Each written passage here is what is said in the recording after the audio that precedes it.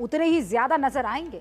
हिंदू और मुस्लिम vote bank की जो लड़ाई है वो इस बार भी चुनावों का मुख्य मुद्दा बन चुकी है और इसीलिए ध्रुवीकरण की राजनीति दूसरे मुद्दों पर ज्यादा हावी होती हुई दिख भी रही है। पश्चिमी उत्तर प्रदेश का एक जिला है मुरादाबाद। यहाँ पर लड़ाई जो है वो बड़ी दिलचस्प है क्योंकि पिछली बार यानी 2017 के विधानसभा चुनावों में मुरादाबाद जिले की 6 में से 4 सीटें समाजवादी पार्टी के खाते में आई थी। सिर्फ 2 सीटों पर बीजेपी जीत पाई थी। इस बार यहां समाजवादी पार्टी ने 6 की 6 सीटों पर मुस्लिम उम्मीदवार उतारे हैं, जबकि बीजेपी ने 6 की 6 सीटों पर हिंदू उम्मीदवार उतारे हैं। यानी सीधा मुकाबला हिंदू बनाम मुस्लिम वोट बैंक का है। जब सवाल यह है कि क्या पिछली बार की तरह समाजवादी पार्टी इस बार भी मुरादाबाद का मैदान फतह कर पाएगी या फिर अब की बार यहां बीजेपी मोर्चा संभाल के जीतेगी? आप देखिए ग्राउंड जीरो से ये रिपोर्ट।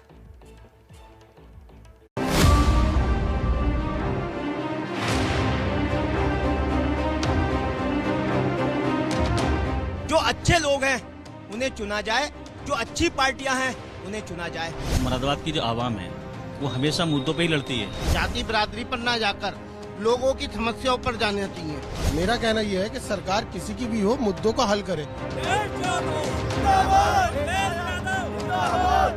पश्चिमी उत्तर प्रदेश की लड़ाई में हिंदू मुस्लिम फैक्टर बहुत बड़ी भूमिका निभाता आया है। इस बार के चुनाव में भी लड़ाई इसी फैक्टर की है। क्यों ये बेहद अहम है इसका अंदाजा आपको यूपी की आबादी और यहाँ रहने वाली मुस्लिम आबादी से हो जाएगा।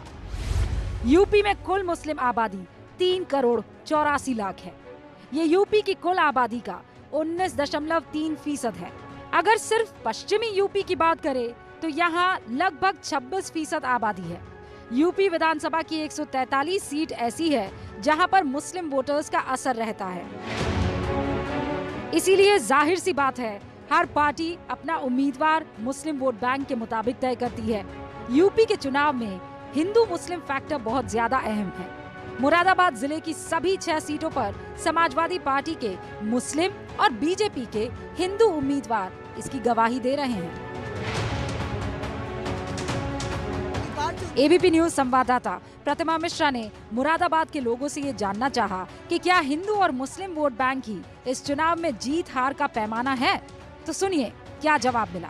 हिंदू मुस्लिम सिख ईसाई एकता जो है और मुरादाबाद की जो गंगा जमनी तहजीब है उसको बरकरार रखा जाता है। मनभेद नहीं होना चाहिए, मतभेद होना चाहिए, अच्छी बात। बहुत ज्यादा महंगाई बढ़ चुकी है।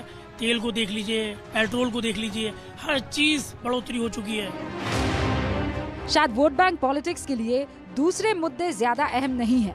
हिंदू मुस्लिम फैक्टर के अलग अलग समीकरणों की वजह से पिछली बार बीजेपी मुस्लिम बहुल सीटों पर भी जीतने में कामयाब रही थी।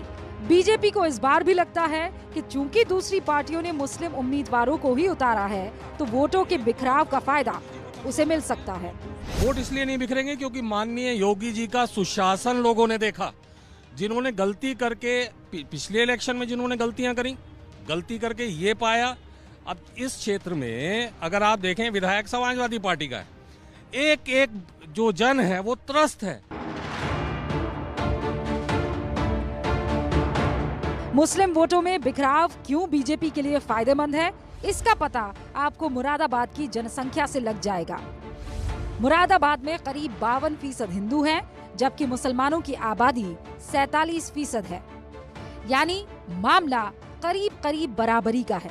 इसीलिए हिंदू वोटों के साथ साथ मुस्लिम वोटों के लिए पार्टियां हिसाब बिठाती है। जो हिंदू रिलीजन है उसमें एक बड़ा तबका जो है वो SC/ST कहा जाता है। फिर उसमें और भी आ जाते हैं, ब्राह्मण हो गए, ठाकुर हो गए। जबकि मुस्लिम्स अगर वोट डालने पे आते हैं तो वो they all only the Muslims है ना। अगर 40-60 का रेशियो होते हुए भी 60% वाले कम पड़ जाते हैं। तो इस बेस पे चुनाव हो रहे हैं, बाकी और कुछ भी नहीं है यहाँ पे। पिछले कुछ चुनावों से समाजवादी पार्टी के लिए मुरादाबाद बहुत मजबूत किला रहा है। हालांकि शुरू से ऐसा नहीं था।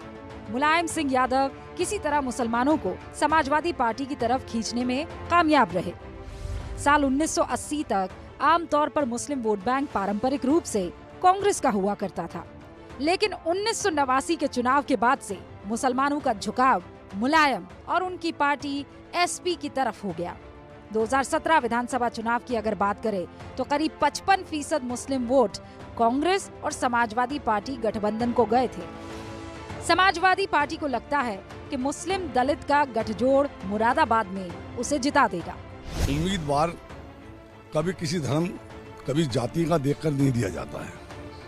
हमेशा हर पार्टी ये चाहती है कि मेरा कैंडिडेट जिताऊ होना चाहिए। हमारे साथ जनता है और ये जो लोग कहते हैं चुनाव जनता होता देती है और जनता ही बनाती है, जनता ही बिगाड़ती है। दरअसल इस बार चुनाव में समाजवादी पार्टी मुसलमानों के बीच ये संदेश देने की कोशिश कर रही है कि बीजेपी को सिर्फ वही टक्कर दे सकती है, लिहाजा मुसलमान सिर्फ उसे ही वोट दे।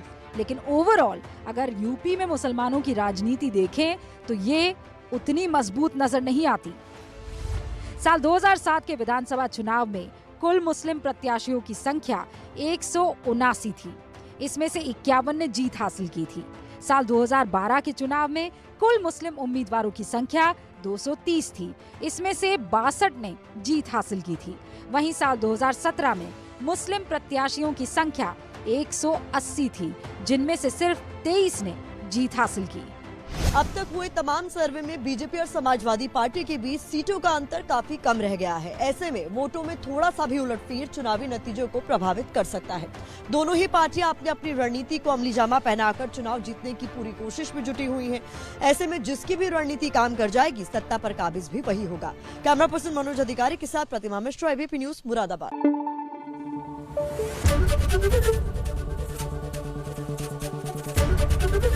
एबीपी न्यूज आपको रखे आगे।